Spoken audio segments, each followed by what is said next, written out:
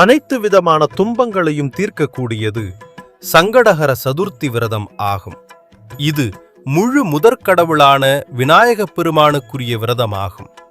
சங்கடஹர சதுர்த்தியில் விரதமிருந்து விநாயகரை வழிபட்டால் துன்பங்கள் நீங்குவதுடன் விநாயகரின் அருள் கிடைக்கும். சங்கட என்றால் துன்பம் என்று பொருள்.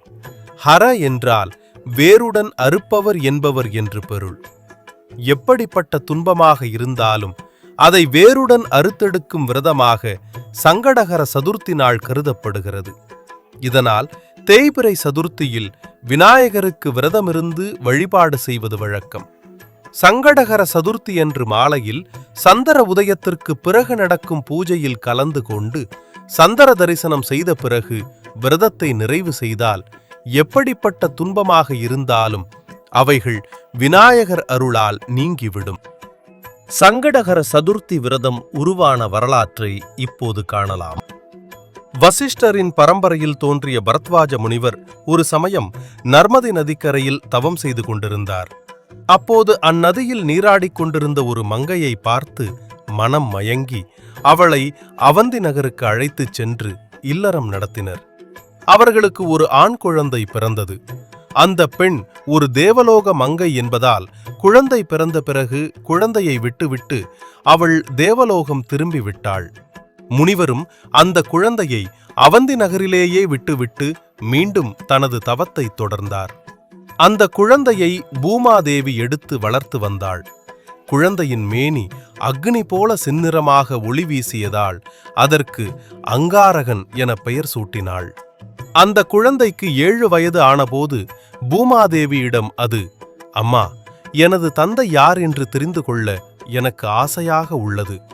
என்னை எனது தந்தையிடம் அழைத்துச் செல்லுங்கள் என்று கேட்டான்.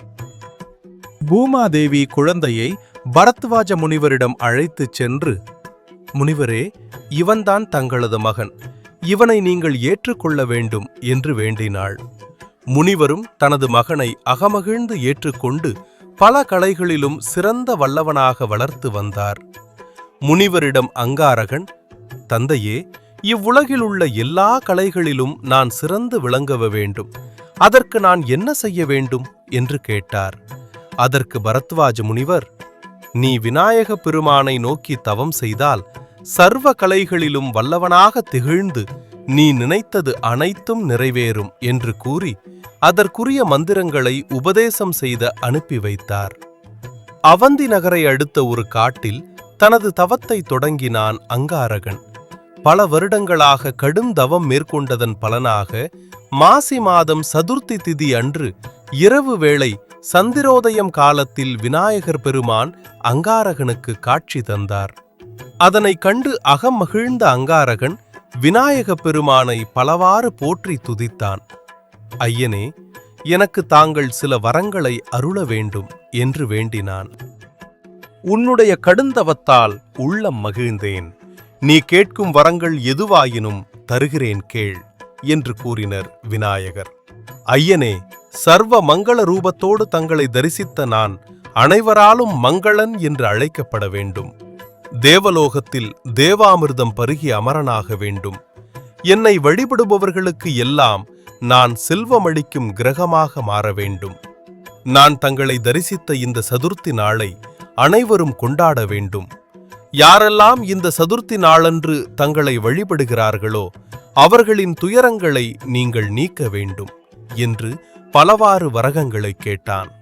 நீ கேட்ட வரங்கள் அனைத்தையும் உனக்கு தருகிறேன் என்று கூறியதோடு மட்டுமில்லாமல், யாரெல்லாம் சங்கடஹர சதுர்த்தி அன்று என்னை வழிபடுகிறார்களோ அவர்களுக்கு சங்கடங்கள் அனைத்தையும் நீக்கி வாழ்வில் அனைத்து வளங்களையும் தருவேன் என்ற வரத்தையும் விநாயகப் பெருமான் தந்தருளினார்.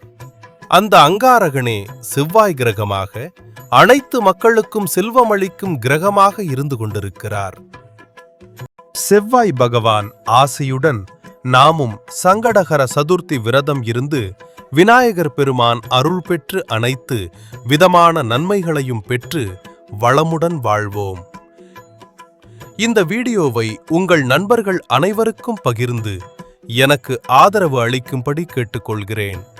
லைக் அண்ட் சப்ஸ்கிரைப் பண்ணுமாறு கேட்டுக்கொள்கிறேன்.